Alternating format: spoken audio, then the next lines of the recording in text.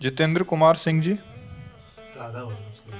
आदरणीय परम गुरुदेव, आपके चरणों में कोटि कोटि वंदन। गुरुदेव, हम में बहुत कमियां हैं, कृपया हमारी गलती को क्षमा कीजिएगा। गुरुदेव, ईर्ष्या, क्रोध और नफरत को कैसे खत्म करें? इसके मूल में आओ। किसी वृक्ष को काटना है जड़ से, तो पहले उसकी जड़ खोदनी चाहिए। बुद्धिमान आदमी पहले डाल नहीं काटता, जड़ से उखाड़ दो, ये ऊपर तक सूख जाएगा, नष्ट हो जाएगा। किसी वृक्ष को नष्ट करना तो उसकी क्रोध का मूल जानते हो क्या है? काम। कामः संजायते क्रोधा, क्रोधा स्मृति विभ्रमा, स्मृति भ्रंशात् बुद्धिनाशो, बुद्धिनाशात् प्रणश्यति। प्रणश्यति अपने परमार्थ से गिर जाता है। मूल जड़ खोद दो, सब सूख जाएगा, पूरा सिस्टम सूख जाएगा माया का। काम, काम, कामना, वासना मनते करिए अति दूर। हमें क्रोध तब आता है जैसे हमारे अंदर एक कामना है कि आप यहाँ शांत बैठिए, अभी आप, तो हमें फिर आवेश आ जाएगा, क्योंकि हम चाह रहे हैं आप शांत बैठे हो, आप शांत नहीं, तो कामना आ गई, अब वो अशांत।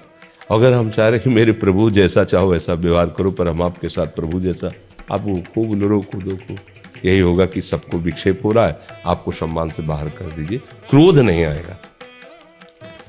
छोटी छोटी बातों में जो हमें क्रोध आता है उसमें हमारी कामना होती है। ये हमारा बेटा है, इसको ऐसे चलना चाहिए, हम इसके पिता हैं, इसका हमारे लिए क्या कर्तव्य बनता है, ये हमारी बहू है, इसका क्या कर्तव्य बनता है। आज सब अपना कर्तव्य खो रहे हैं, आप अपने कहाँ हो? आप सिर्फ अपने कर्तव्य के पालन करो कि भगवान ने मुझे सेवा दी है। हम अपने कर्तव्य, हमारे प्रति कौन क्या बर्ताव करता है मेरे प्रभु जाने, क्योंकि मैं उनके आश्रित हूं। हमारा कर्तव्य हम सबके प्रति अपना, कभी क्रोध नहीं आएगा। अब ईर्ष्या किससे होती है? ईर्ष्या कभी अपने से आपने की है क्या? अब विचार करके दो। ईर्ष्या सदैव पराये से होती है। समझना हमारी बात को। जब आप किसी को पराया समझेंगे तो ईर्ष्या हो जाएगी, और अगर अपना देखें तो फिर ईर्ष्या नहीं होगी। हम कितने भी लोग हों, सब एक ही बाप के बच्चे हैं, हमारा सबका एक ही कुल है, हम सब एक ही बाप से पैदा हुए, एक ही कुल के हैं। जितने भी जीव हैं, सुअर, कुत्ता, गधा, हाथी, भूत, प्रेत, मनुष्य, सांप, बिच्छू, सब, हम सबका वास्तविक पिता एक ही परमात्मा है, दूसरा कोई नहीं है। सब में एक ही आत्म तत्व बिजली रूप से है। सबके पांच भौतिक शरीर एक ही पांच भौतिक रचना के हैं। बिल्कुल इसमें ऐसा नहीं है कि हमारा पांच भौतिक ब्रह्मा जी ने अलग रचा, तुम्हारा अलग। सबकी माटी वही है, सबको बनाने वाला भी वही है। भैया पराया कौन हुआ?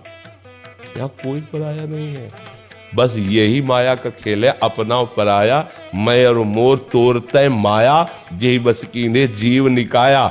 इसी फंदे में फंसकर एक से प्यार करते हैं, एक पर वार करते हैं, बस संसारिक पुरुष होकर दुर्गति को प्राप्त होते हैं। अगर कोई उन्नति को प्राप्त हो रहा हो, हमारे अंदर ईर्ष्या आ रही है, तो अगर अपना लड़का उस जगह होता तो क्या ईर्ष्या होती? आशीर्वाद होता। भगवान तुम्हें स्वस्थ रखे, जिस पद में गए हो उसी में और उन्नति को प्राप्त हो।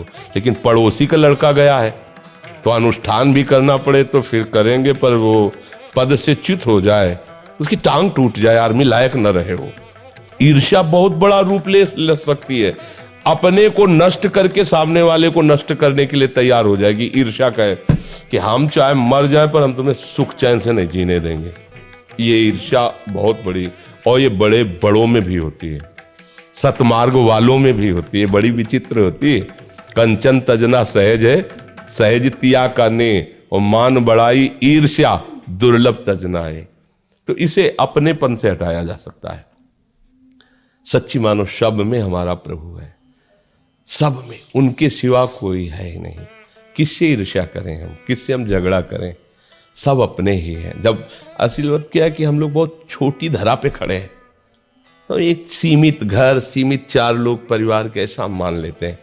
अभी आप विदेश जाएं, विदेश, और वहां बगल में कोई खड़ा कह रहा हो मैं इंडिया को, तो आप ऐसे देखेंगे जैसे घर वाले, आप इंडिया, अच्छा, आप अपनापन करके देख, हमारे भारत का है। देखा, आप थोड़ा दूर लंबी में यात्रा में हुए तो भारत शब्द से आपको प्रेम हो गया। और एक गांव में, एक घर में, सीमित परिवार में, तो पड़ोसी से भी ईर्ष्या है। और वहां किस प्रांत में रहता कभी नहीं देखा, केवल बोला कि मैं इंडिया को हिंदुस्तान का हूं, भारत का। आप भारत के, हम भी भारत के। मतलब एक ऐसा लगे कि जैसे घर का आदमी मिल गया। उसको जानता नहीं किस प्रांत का है, क्या है, कुछ नहीं। उसकी बुद्धि थोड़ी विशालता में आई तो भारत शब्द से उसे प्यार हो। ऐसे ही और आगे बढ़ो, अब भगवान से अपना संबंध जोड़ लो। चराचर जगत मेरे भगवान का। अच्छा, सब भगवत। किससे ईर्ष्या करे, किससे लड़ाई करे, किससे झगड़ा करे, सब में उसी का नूर समाया। कौन है अपना कौन पराया, सबको कर प्रणाम, सब में प्रभु बसे हुए, दूसरा कोई। किससे ईर्ष्या करे। अच्छा, नफरत तब होती है जब किसी में हम गलत भाव देखते हैं, तब नफरत हुई। ये आदमी बहुत गंदा है। तो चश्मा हमने लगा लिया हरे रंग का, हमें सामने हरा रंग हुआ तो हम हरे रंग को गाली दे रहे हैं। चश्मा उतारो आप, फिर देखो उसको। तो माया का चश्मा लगा है तो देख रहे हैं तो लग रहा पापी है, दुष्ट है, नीच है। भैया वो जो चीज तुम्हें दिखाई रही वो आप में है, आप निकाल दो उसको, पाप हटा दो, दुष्टता हटा दो, नीचता हटा दो। अगर वहां तुम्हें भगवान ने दिखाई दे तो मुझे बताना। वो स्वामी जी को तो दिखाई दे रहे, सिय राम मैं सब जग जानी, करो प्रणाम। अब बोलो हमारी गलती है, हम दूसरे के ऊपर आरोप कर रहे हैं। ये कोई कथा नहीं है, सत्य सिद्धांत है। आप चल के देखो, ऐसा है। हर चेहरे में जब गौर से देखोगे तो जिसकी तुम आराधना करते हो मुस्कुराता नजर आने लगेगा। और जब वो गाली देता है, कोई निंदा करता है तो उसको विनोद होता है, लगता है हाँ प्यारे कर लो, कुछ भी कर लो, लेकिन तुम ही हो। अब भूल भुलैया में नहीं डाल सकते। भगवान छुपा छुपी का खेल हमसे खेल रहे हैं। और क्या, इतने रूपों में छुप गए। वो कहते ढूंढ लो मुझे। तो हम किसी को दोस्त बना लेते, किसी को दुश्मन बना लेते, किसी को अपना, किसी को पराया। और निकले थे ढूंढने, उनको ढूंढ नहीं पाए तो फिर उसी खेल में लगे हुए। एक बार खोज लो तो सब में वही छुपा है। जीवन मुक्त हो गए, संसार चक्र से मुक्त हो गए, परमानंद में निमग्न हो गए।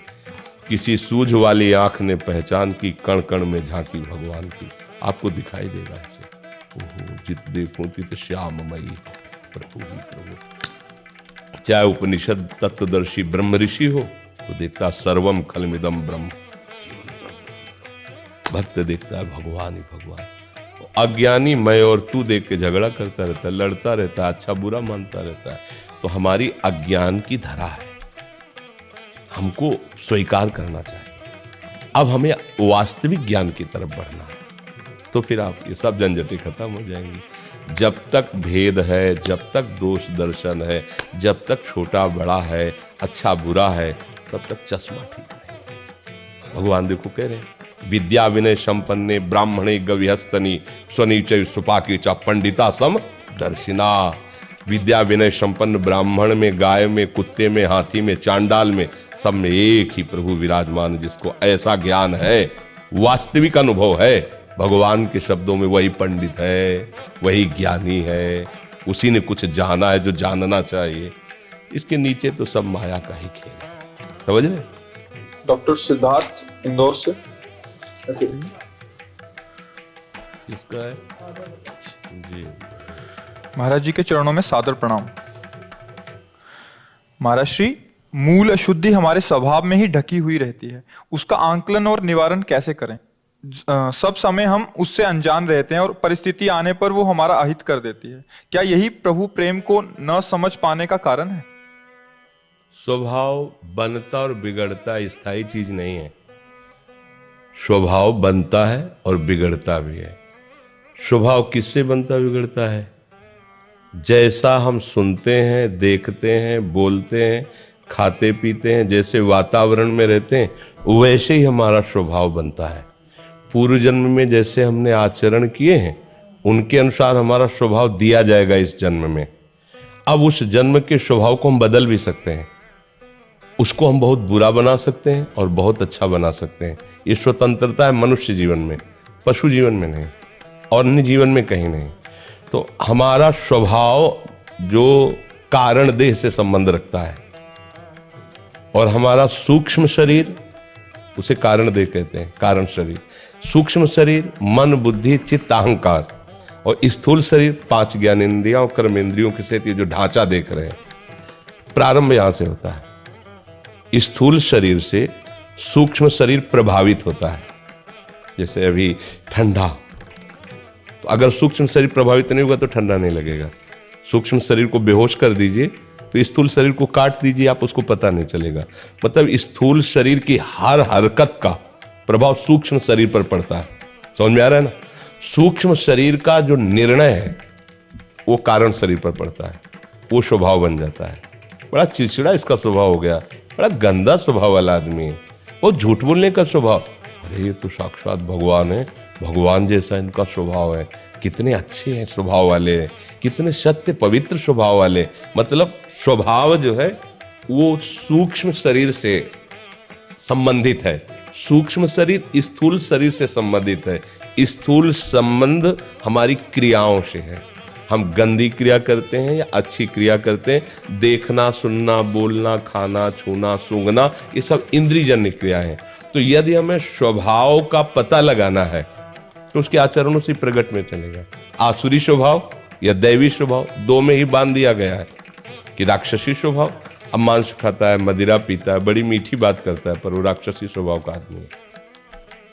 वो भजन करता है, ठीक से चलता है, दूसरों के दुख सुख को समझता है, वो दैवी स्वभाव का आदमी है।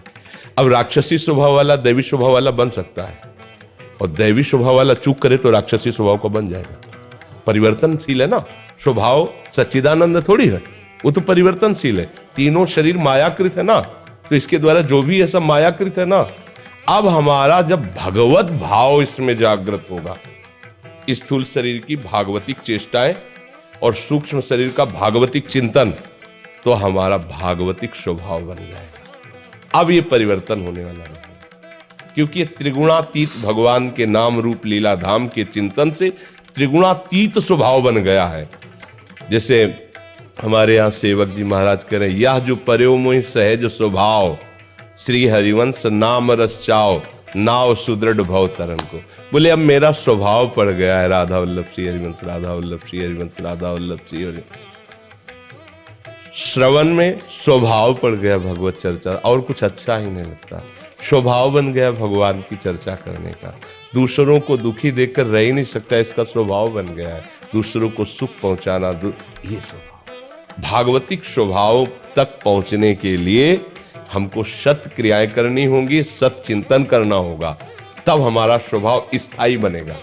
वो परिवर्तित नहीं होता, भागवतिक स्वभाव परिवर्तित नहीं होता। पर जब तक हमारा भागवतिक स्वभाव नहीं परिपक्व हो गया तब तक फिसल सकता है, तब तक फिसल सकता है। तो स्वभाव का परिवर्तन हो गया तो जीवन मुक्त हो गया ना, क्योंकि तीनों शरीरों से उसका संबंध धीरे धीरे खत्म हो जाता है, जिसका भागवतिक। अब प्रभु के चिंतन में आंतरिक प्रभु की मंगलमयी आज्ञा का पालन बाह्य, तो स्वभाव भागवतिक खत्म खेल हो गया।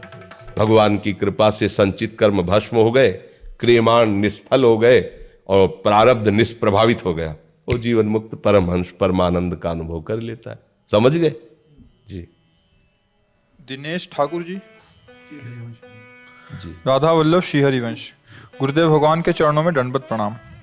गुरुदेव, जब हम राधा नाम ऊंचे स्वर में जपते हैं तो कुछ देर बाद राधा नाम सिमरन मुख के अंदर ही चलता है और आवाज बाहर नहीं आती, और कुछ देर बाद नाम अंदर ही अंदर हृदय में चलने लगता है महाराज जी, और कानों में सुनाई देता है। महाराज जी, तीनों स्थितियों में क्या क्या अंतर है महाराज जी? पहली बात है कि आप भगवद आश्रित हो, उत्तर दीजिए भगवद आश्रित। तो दूसरी बात है कि अब जो परोसा जाए चुपचाप खाते रहो, उसमें क्या मीठा क्या नमकीन अपना प्रश्न नहीं होना चाहिए। समझ रहे हो? इससे क्या होगा कि आप साधन कर रहे हैं ये भाव नहीं रहेगा, तो आपकी साधना उन्नति होती रहेगी, और प्रभु जो दे रहे हैं कृपा प्रसाद से उसको चुपचाप पान करते रहो, तो आप स्वस्थ होंगे, तो दूसरों को पता चल जाएगा कि अच्छा माल छानता है इसलिए तगड़ा है। समझ रहे ना? भागवतिक सद्गुण आपके अंदर प्रकाशित होंगे तो दूसरे जन भी आपका अनुकरण करके आनंद में मगन हो सकते हैं। और इसकी अगर आप साधन करते हैं तो फिर प्रश्न बनता है, जब आप साधन ही नहीं कर रहे, आप तो भरोसे में हैं, प्रभु के आश्रित हैं, अब आप तो शुरू कर रहे हैं उनका नाम गुणगान, और वो आपको कौन सी स्थिति देते हैं इसे गुप्त रखना है, इसका स्वाद लेना है। ये भागवतिक उन्नति का लक्षण है। जैसे ऐसी ऐसी चेष्टा है, ये भगवत कृपा का, ये अपने साधन से नहीं होता। तो इसलिए इसके विषय में प्रश्न करना भी नहीं बनता, क्योंकि उस पर अगर कहीं मुझे थोड़ा भी अहम आ गया, कर्तृत्व भाव आ गया, तो ये फिर रुक जाएगा। ये आध्यात्मिक मार्ग है ना, इसको छुपाया जाता है तब तक जब तक आग पूरी हृदय में न फैल जाए। अब जब आग पूरे हृदय में फैल गई तो फिर खिड़की और दरवाजों से नहीं पता चल जाता कि आग लग गई, तो ऐसे खिड़की दरवाजों से पता चलने लगता है कि इसके अंदर आग लग चुकी है। गद गद कंठ नयन बहा नीला है, वो अपने प्रीतम की याद करके चिल्ला के रो पड़ता। वो नहीं जानता कि मैं चिल्ला रहा हूँ, रो रहा हूँ, नहीं जानता। गद गद शुर नैना सजल दंपति रस रहे भीन, ई गति वृंदा विपिन में फिरे प्रेम। अब वो एकदम जैसे डकार आती तो आप रोक नहीं सकते ना, एकदम राधा और चिल्ला करो, फिर कोई देखा अच्छा, ये उस नाटक नहीं कर रहा, ये उसकी स्थिति। वो आग बढ़ती चली जाएगी, अंतर दाव लगी रहे, धुआं न प्रगटे कोय, कह जाने जी आपनो या जासिर बीती हो। बस चुप। ये मार्ग जो है कृपा पात्र का जीवन कैसा होता है, ऐसा होता है। अंदर आग लगी रहे, अंदर वो शास्वादन कर रहा है, कह जाने दिल आपनो या जासिर, या तो जो उस वो देखते ही पता चल जाएगा कि हाँ, अच्छा किसी को पता चले, इसलिए हमारी भक्ति है क्या, हमारे मालिक को पता चले कि हम उनके एक दास हैं।